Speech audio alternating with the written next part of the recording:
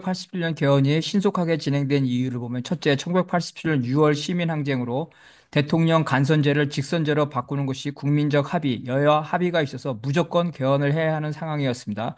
둘째, 노태우, 김영삼, 김대중, 김종필 모두 대통령을 하고 싶었기 때문에 단임제로 하면서 돌아가면서 하자는 게 쉽게 합의했기 때문입니다. 셋째, 개헌안은 3분의 2 국회 동의가 필요한데 거대 정당의 핵심 인사들이 8인회담, 4인회담을 통해 핵심 조항에 대해 속전속결로 합의했습니다.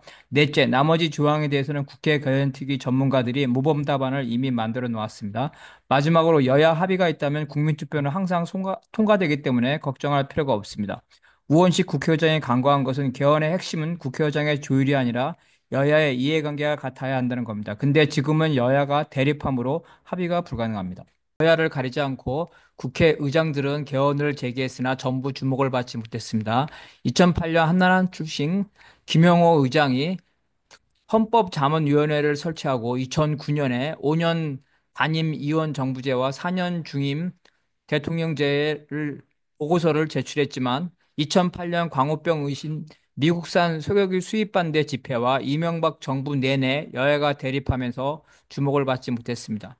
2012년 새누리당 출신의 강창희 의장 역시 헌법 개정 자문위원회를 설치하고 2014년에 분권형 대통령제를 제안했지만 세월호 사건으로 집회와 여야가 대립하면서 개헌안은 주목받지 못했습니다. 2016년 민주당 출신의 정세균 의장이 헌법 개정 특별위원회 자문위원회를 설치하고 2017년에 개헌안을 제출했지만 박근혜 대통령이 탄핵된 후 국정 운영권을 민주당에게 빼앗길 것을 우려한 자유한국당의 반대로 실현되지 못했습니다. 문재인 정부 출범 후 국민 80%가 개헌에 찬성하고 대통령을 비롯해 여야 정치권까지 모두 개헌에 찬성했습니다.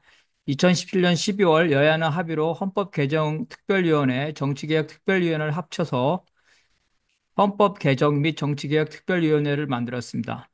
2018년 6월 지방선거에서 동시에 개헌 국민투표를 하는 것을 목표로 삼았습니다.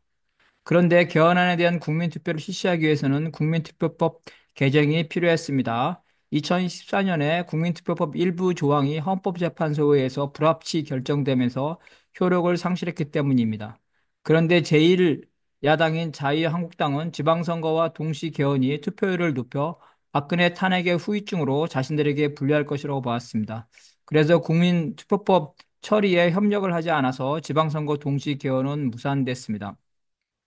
2018년 2월 문재인 대통령은 대통령 헌법 개정안을 마련하기 위해서 특별위원회를 만들었고 이 헌법 개정안을 발의했으나 5월 24일 본회의에서 자유한국당의 반대로 의결 정족수인 3분의 2에 미치지 못해 표결 자체가 성립되지 않았습니다.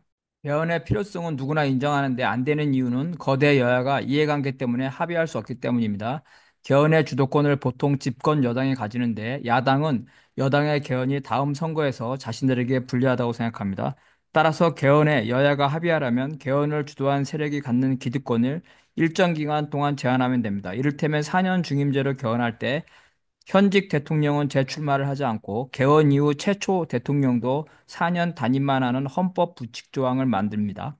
총선과 대선을 같이 하면 대통령이 국회까지 장악하므로 독주 정치가 가능하게 됩니다. 따라서 중간에 총선을 따로 중간평가하는 것이 대통령의 독주를 막을 수 있습니다. 이를테면 이재명 대표가 대통령이 되면 2020년 지방선거에서 개헌을 하되 이재명 대표는 다시 출마를 안 하고 2030년 선출된 대통령은 4년만 한 번만 하는 겁니다. 그러면 2030년 대선에서 여야 모두가 자신들이 이길 가능성이 있다고 보고 설사 자신들이 지더라도 2034년에 집권할 가능성이 있다고 봅니다. 여야 모두 이런 절충적인 개헌안에 동의할 가능성이 매우 높습니다.